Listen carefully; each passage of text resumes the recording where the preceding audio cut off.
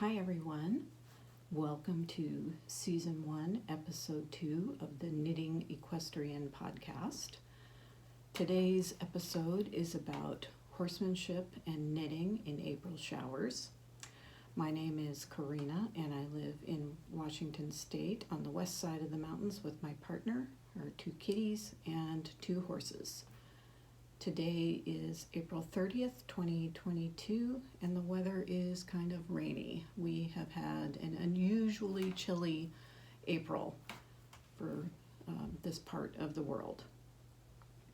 For new listeners, my horses are Odin and Bragi the Mustangs. They are both BLM Mustangs that I adopted. Odin 4 years ago now. He is now 10, and he is from the Cold Springs herd management area. And Bragi I adopted 2 years ago now, and he is from the Warm Springs herd management area, and both of these are located in Oregon. Odin is my primary riding horse, so we ride on local trails typically during the summer, and we also do some dressage exercises here on the farm. Bragi, like I said, is just 4, so he is just learning groundwork, manners, and good horse citizenship skills. So one of those is how to be a good patient for the veterinarian. So these are good skills to practice, not just for routine vaccinations and dental work and examinations, but also in case there's an emergency. You want to make sure that your horse is prepared for the poking and prodding that he or she might experience from a stranger. So that is something that we've been working on for quite a while, and I'm happy to say when we had an emergency earlier this month, actually it was last month, he was a model patient. I was really, really happy that all of that preparation has paid off. So the other thing that we are working on right now is I would like to be able to trailer him places, and part of that includes walking up to the front part of the property where my horse trailer is and being able to get into the horse trailer, which you might imagine from a horse's point of view can be quite scary to go into this metal box, this unfamiliar metal box that makes a lot of noise and then it moves. So I do all my training very slowly and methodically and just try to help them understand each step of the process so that they get along in this human world. There's information about adopting wild horses, or what once were wild horses, on the Bureau of Land Management website. You can also go to the Mustang Heritage Foundation website as well for more information. And there's a fair amount of controversy surrounding adopting Mustangs. Part of it has to do with range management and who has rights to the range, and part of it is about removing horses from their natural landscape. One thing I will say is that in the wild, horses typically have a lifespan of about 7 years. Like I said in the beginning, Odin is now 10, so he has certainly outlived his expected lifespan, and he's very healthy. So living on the range is a hard life for them. It may not be a bad life, but it's a hard life, and certainly a much shorter life than what a domesticated wild horse will live. I expect to have both these boys until they're well into their 20s, providing all goes well. Okay, so that's my bit on horsemanship. So what else is happening this week? We are in the midst of a major bathroom remodel. This is the main bathroom. Our shower started leaking about a year ago, and we tried to figure out the source of it, and in the meantime started using our upstairs shower, for which I'm grateful we have an upstairs shower.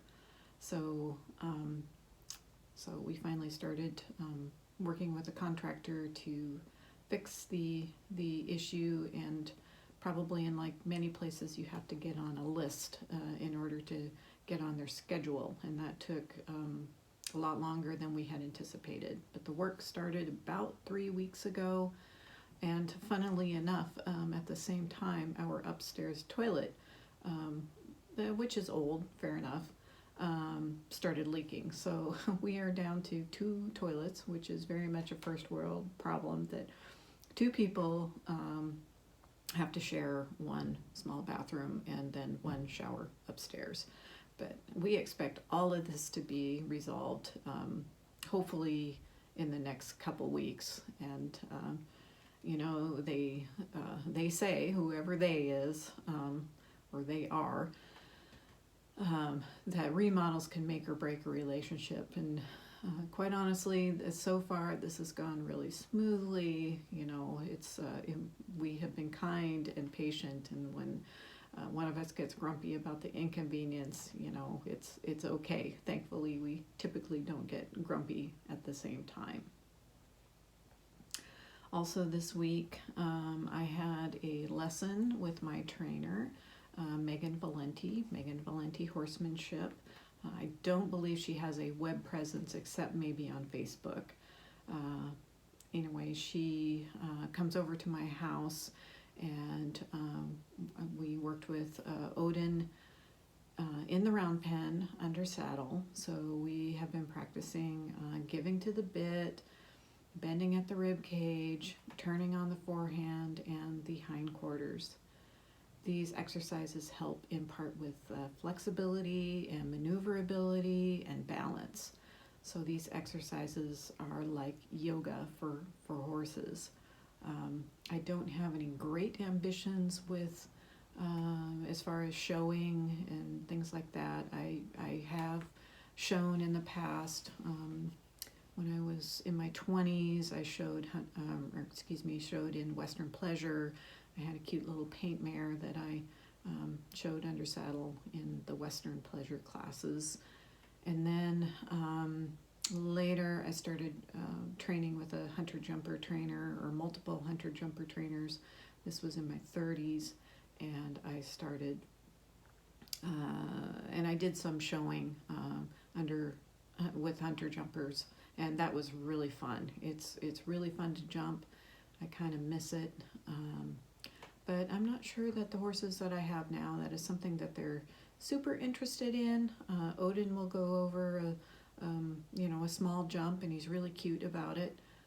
And maybe someday. But right now, what I'm interested in is just enjoying my relationship with my horses and making sure they are happy and healthy.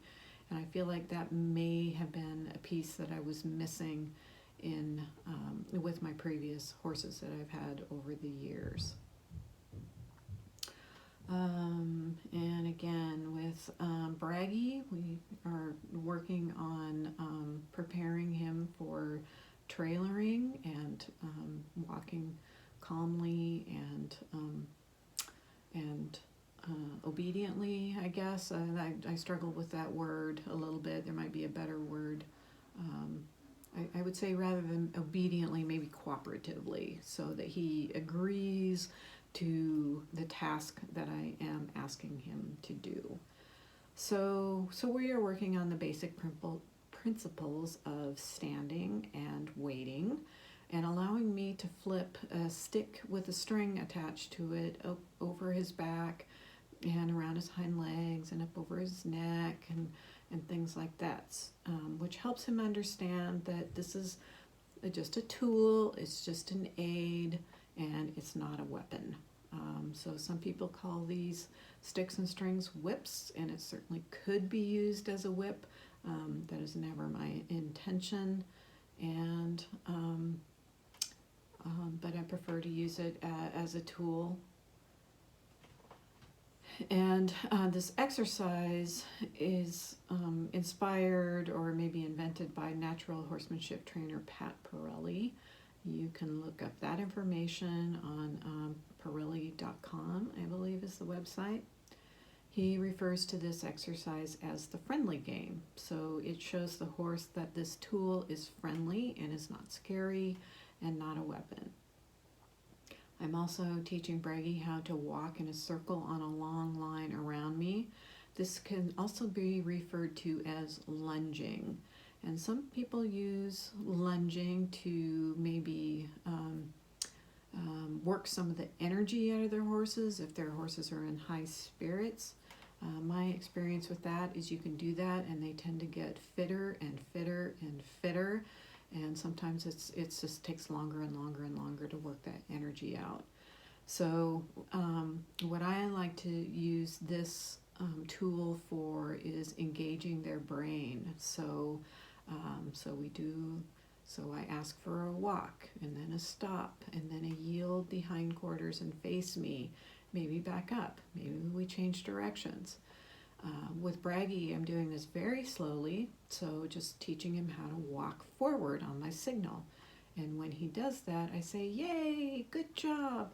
And so you have to think about it, I suppose, like teaching children, if you're teaching kindergartners or preschoolers. And I'll use this reference toward children, but please understand I am not a parent, so I do understand that there's big differences between teaching horses and children.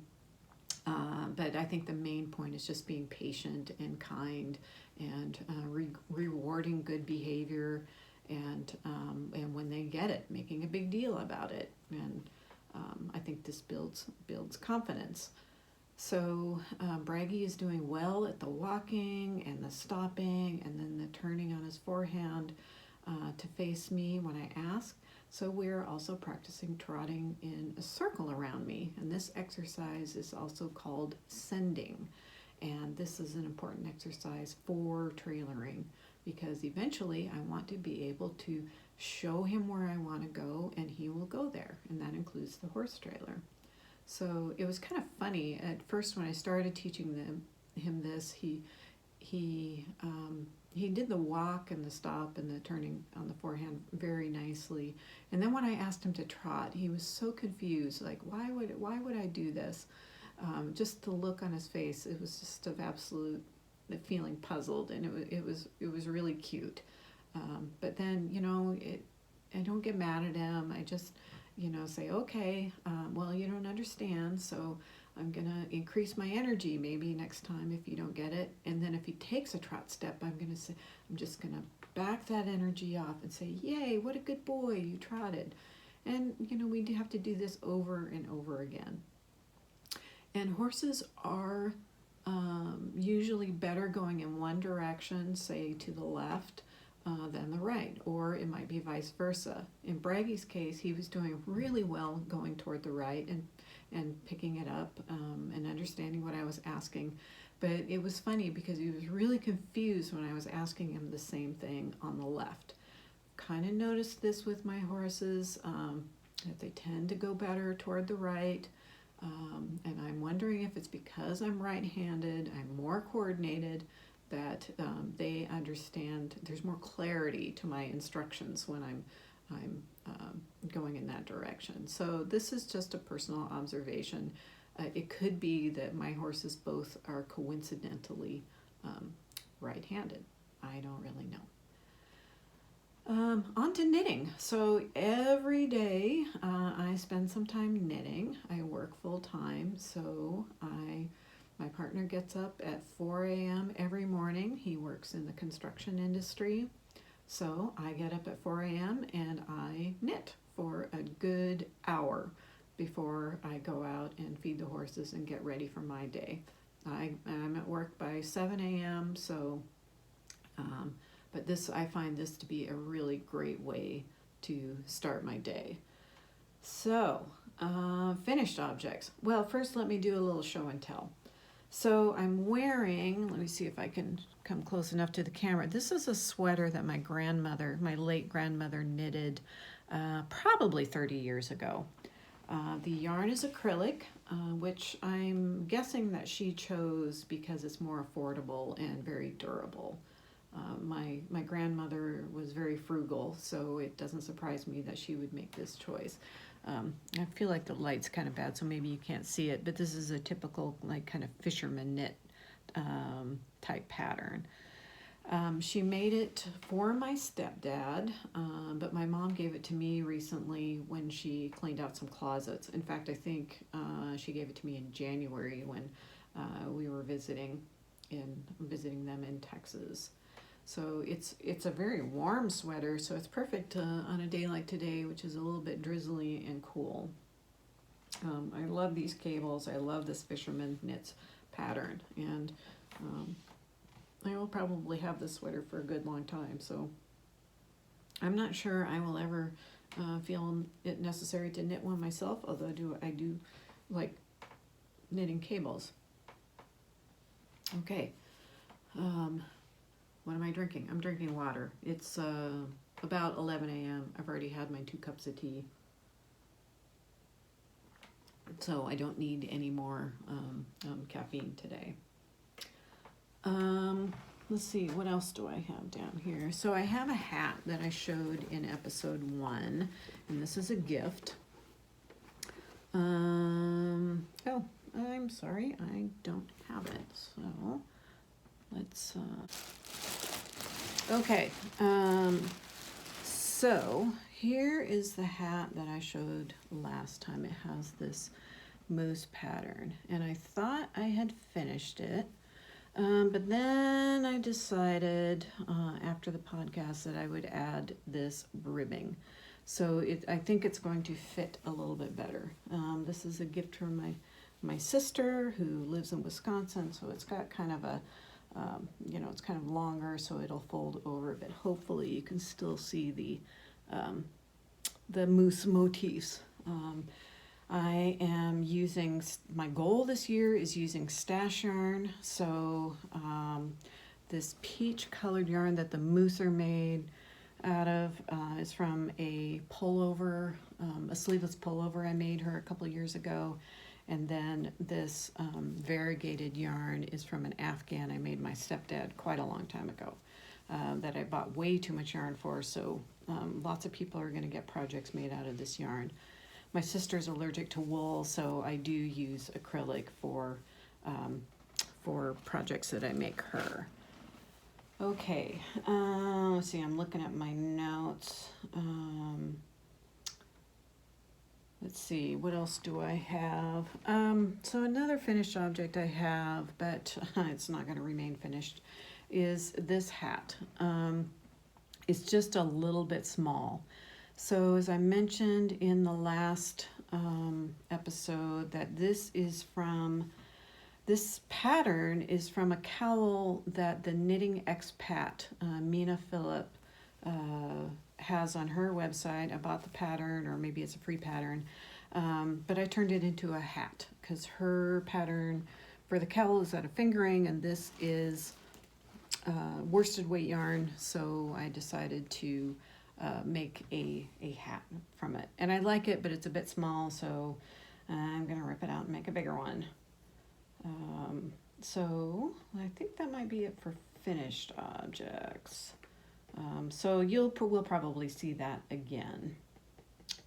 Project bags. So my project bags generally aren't very special, except this one.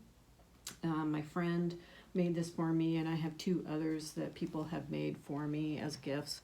So, but typically I use plastic bag. I use a canvas bag. My dog, when she was a puppy, she chewed this, so so this has this knot. My dog passed away at age 15 in 2020, so I've had this bag for a really long time. And then finally, this bag. This is just a cloth purse I got somewhere. It's perfect for socks. So anyway, those are my bags. So in this bag, I think I showed this last time. This is a work in progress, or a whip. So this pattern is by Caitlin Hunter. It's called Ghost Horses. And let me see if I can get to the front. I think this is, yes, this is the front. So it's top down, and I think you can see the horses here. So yeah, this is really neat. That was fun to knit. I've knit this. This is probably my 4th time trying it. I made a rookie error and used 2 colors that didn't contrast enough. So the pattern was really hard to see, and when I made a mistake, I couldn't really tell where it went. So I'm done with the yoke, and I've divided, separated the sleeves, and then now I'm working on the body. So yeah, I really enjoy this this knit. The yarn is, the contrasting color is a Barocco yarn called Millefiori Light Luxe, and this is a non-wool blend. Well, actually, that's not true. It's 50% acrylic and 43% wool, 6% nylon, and 1% other fibers. And then the other yarn, the main color, is Cascade 220 in fingering. So let me see what the colorway is, although I think the colorway might be a number. But yeah, this is Peruvian wool. The color is 9591. So, okay, that is it for on the needles, or that's one project. The other project that I have in this bag is, so this is this is also inspired by Mina Phillip, the Knitting Expat cowl. Again, I like the pattern, and this is kind of the lace part of the cowl pattern. So there's, you can see these spaces, this kind of lace work. It probably looks nicer with fingering weight yarn, but this again is a good excuse for me to use that leftover yarn, and this will be a hat for someone.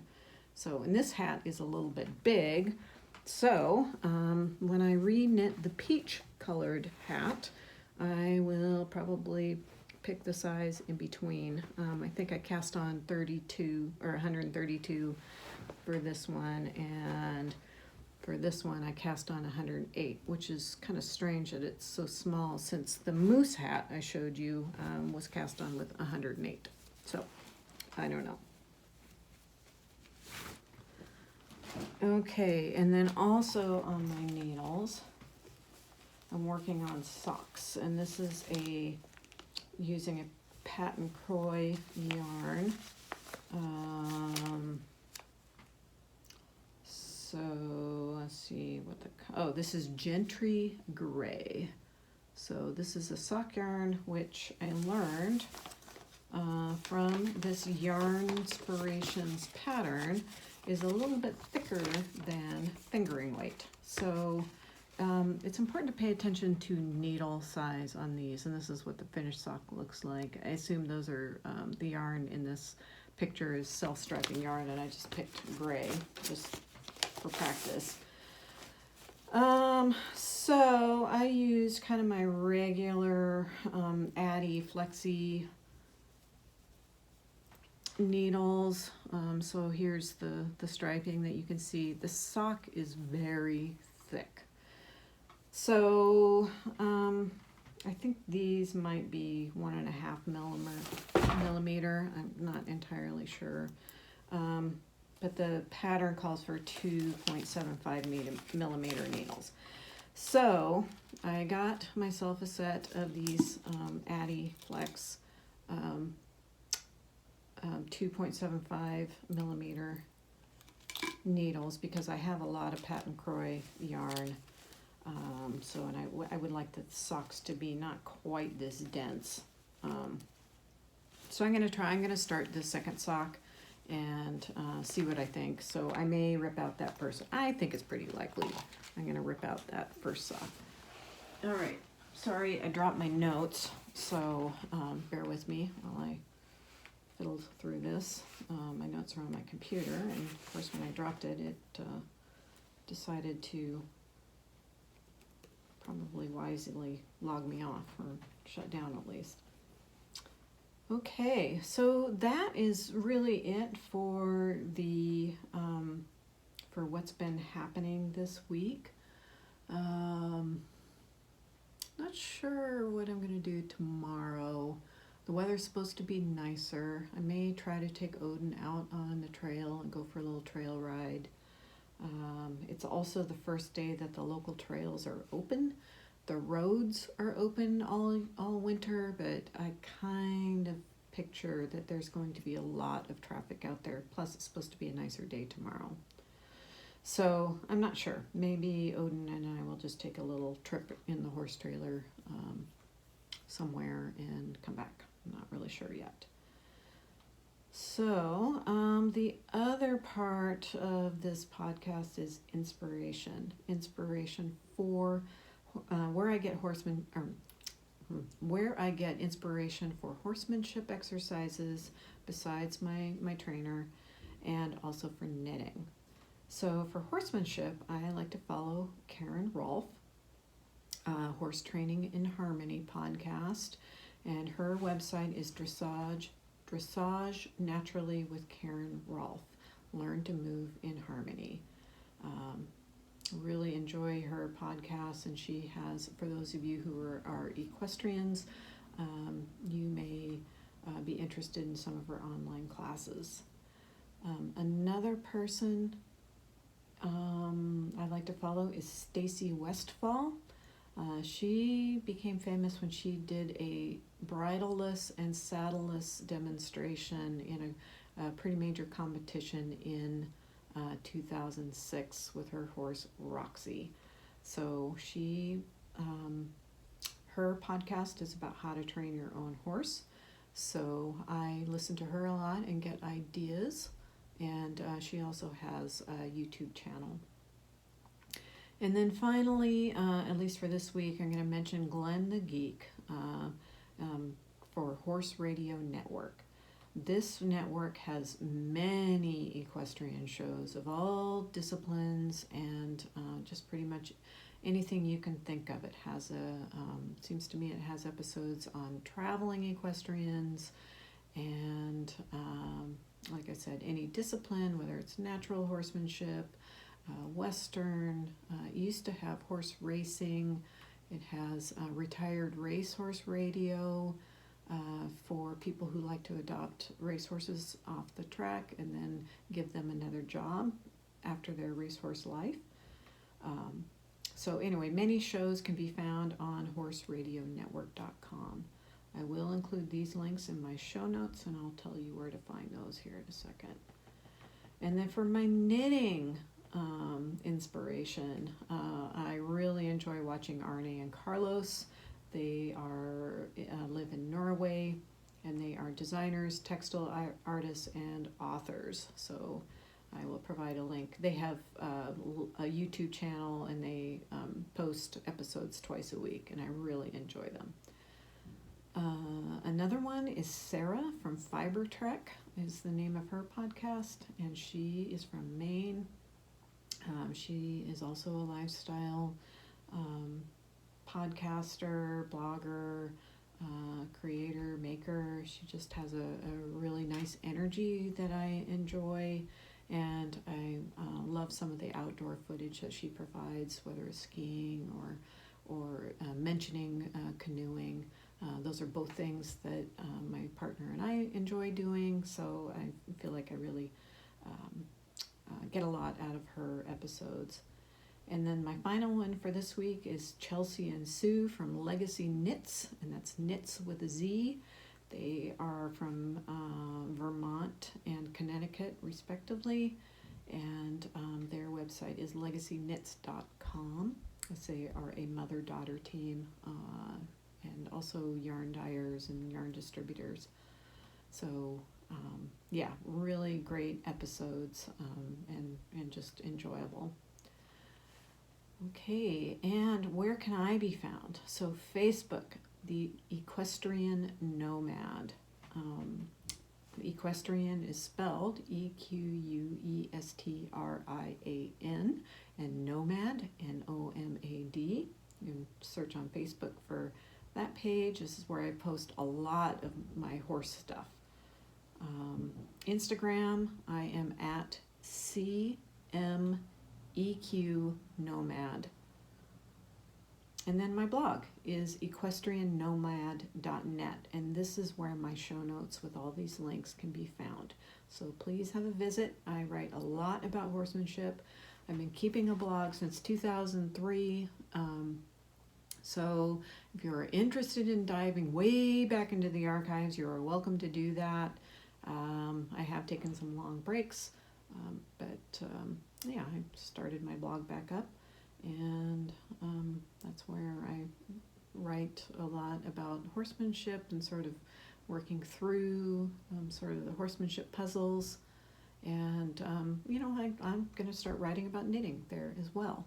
And Instagram is where I post a lot of my photos of my horses, and anything else that I see. I think my most recent photo was of a little teeny tiny frog that was near the standpipe. I was filling a water bucket for my horses, and there was a little frog down there. I will be posting gardening photos here too. There probably are a few, but I'm just getting into gardening this season. So that is it. Everyone have a great week, and I will talk to you in the next episode.